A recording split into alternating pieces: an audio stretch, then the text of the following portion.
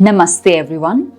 In today's video, we're going to focus on Muni Patanjali's Yoga Sutra 3.38.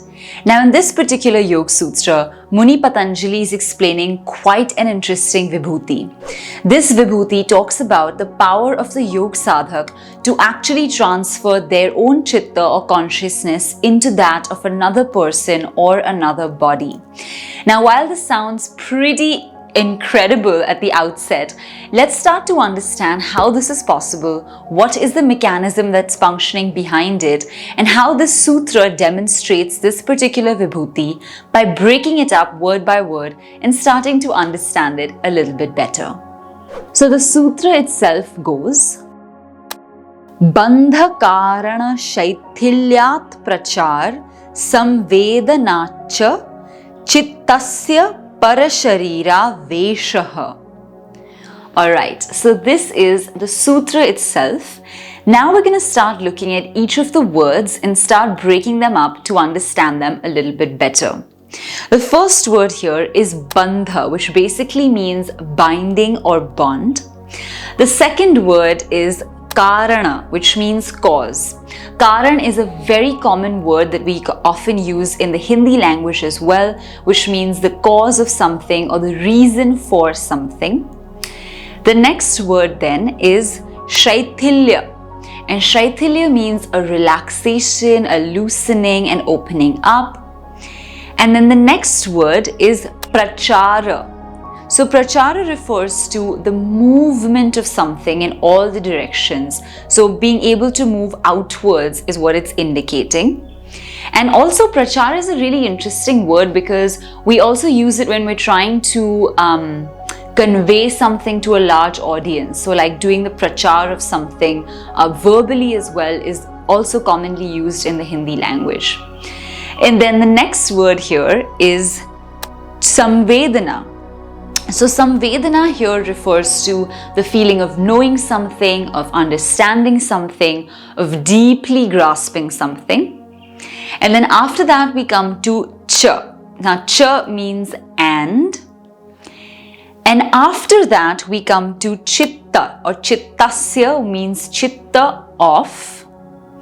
And then after that we come to two words, which is para. Para means of the other person, similar to the word paraya, which means the other. And the final word here is sharira veshaha. So here it's saying entry into another body. So basically entering into another place, almost like the way we wear clothes, taking on that body in that sense. So now that we've broken up each of the words, let's start understanding the meaning and then going even further into it. So the meaning of the sutra essentially is that, there is a certain level of bandha where there's a binding of the chitta to a particular body. But once you understand how the chitta is bound to your own body, you're also able to untie it. And once you're able to untie it, you can willfully transfer it into another body or into the body of an animal or a human. And then through that, you're able to understand what's going on in their body as well and completely kind of take control in a way of their bodies. So this is like the short meaning of the sutra, but let's go even deeper and start understanding what does this actually mean and how can a yoga sadhak do this? Alright, so initially what the sutra is doing is it's introducing us to the understanding of the fact that the chitta currently feels that it belongs to this body. There's a sense of binding, so we don't really know how to take our consciousness and go transfer it somewhere else because it's deeply rooted and identified with our own bodies. But while practicing meditation and sanyam, what starts to happen is as the yoga sadhak gains the Purusha Jnana or the Purusha Tattva, as we discussed in Sutra 3.35, what happens is a deep understanding of the Prakriti and the Purusha elements emerges within the yoga sadhak. And so through this deep understanding of the chitta and through the understanding of how it functions, where and how does it, operate through the body, the yoga sadhak is then able to control it in such a way as to understand its movement, both within the body and then outside the body as well. And even through the previous sutras where we studied focusing on the belly button, focusing on the cochlea and the ear, we understand the balance of the body, the way the center of gravity is operating on it. We understand how and what is going on throughout our body systems. And that knowledge gives us the ability then over time to be able to control the chitta and maneuver it through the body as is necessary. So this is a very, very high degree of control. I would say it's like equivalent to the way we consider a PhD right now. I would say this is like the PhD level. You know, it requires, and I think it's even beyond that. It requires very sharp, deep levels of focus. That's why the sutras come so late, you know, in this particular chapter. It's not an initial sutra because it takes a lot of time. And once a person is able to untie, so to say, or unbind their chitta from their own body, they're able to command the consciousness to move into either another human, another body, or any other, living form that they would like to enter.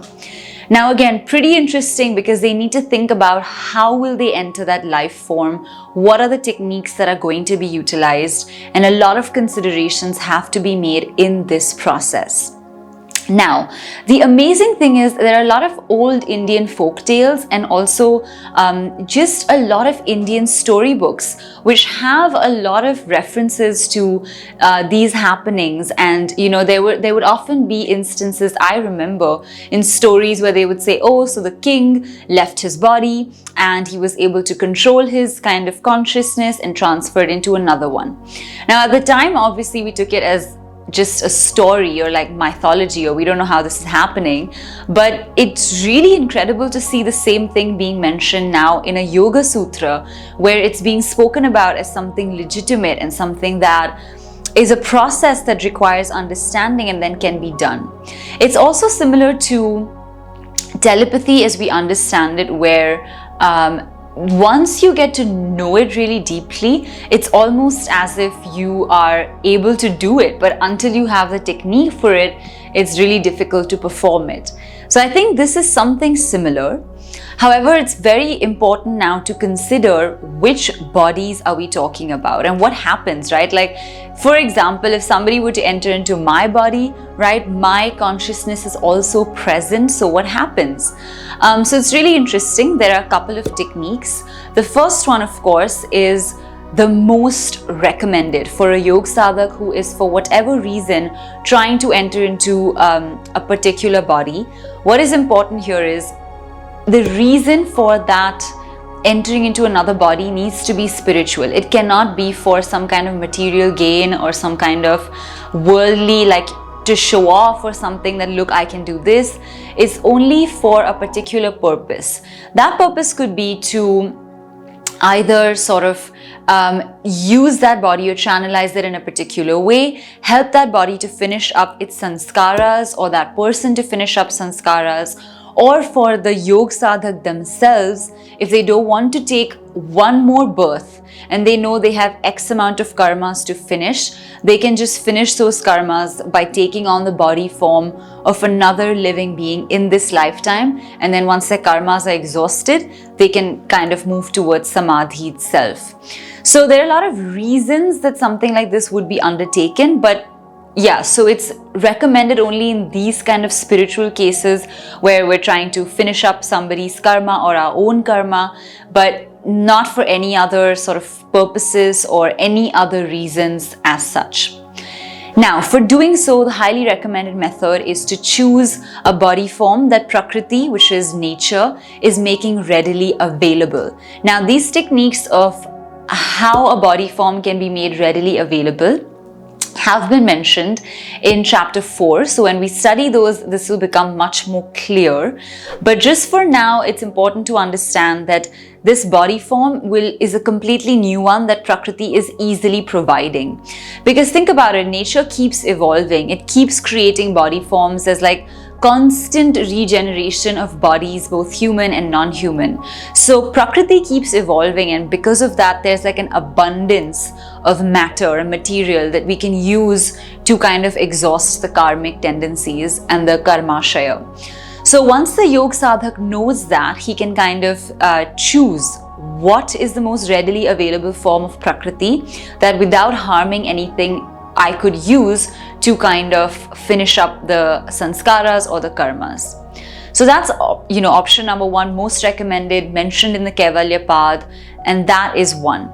Now the second one is if there is a particular body that has passed away, the Chitta has left that particular body. So the body is not yet decomposed, but the person has passed away, then what can be done in a few cases is the Yog Sadhak can use that body as a vessel and conduct certain practices or use certain karmic tendencies and then move forward that way. Although this is not that recommended, obviously, because that particular body had died in a way, right? So there's either some damage or there's some kind of exhaustion in that body. It's not the most ideal instrument or vessel to be used at all. And this is only in extreme circumstances where there's no other alternative and the Yog Sadhak has to do it for some kind of universal welfare. It's only in that case, but otherwise it's not very recommended. There are a lot of aghoris and different sort of sects within the yoga system that actually practice this kind of a movement of Chitta into bodies that have just recently passed away. But again, it's just something that a particular sect may follow.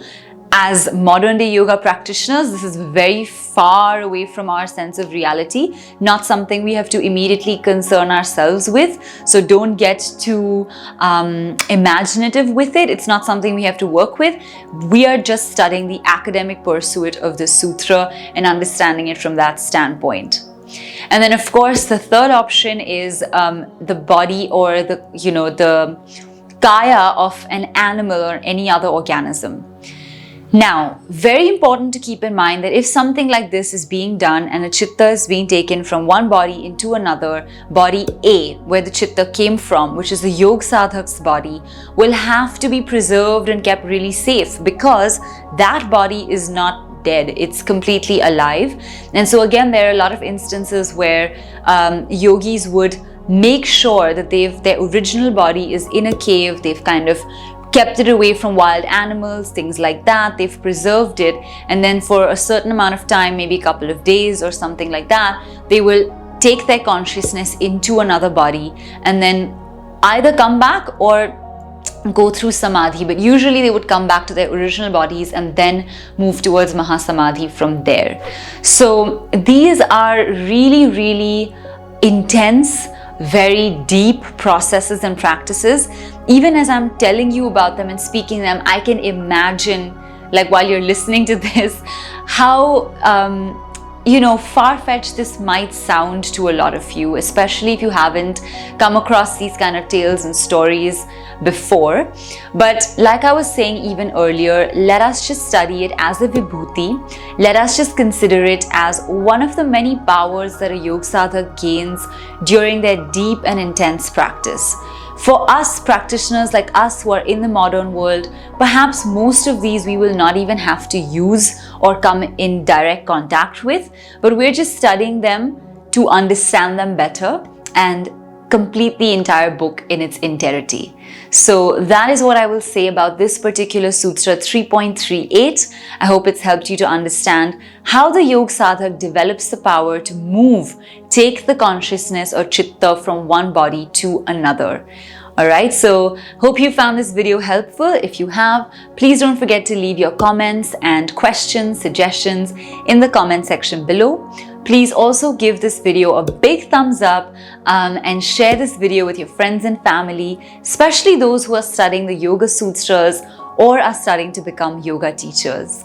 We look forward now to seeing you in the next class, course or workshop, links for which are in the description. And until then, keep practicing and we look forward to seeing you very soon. Namaste.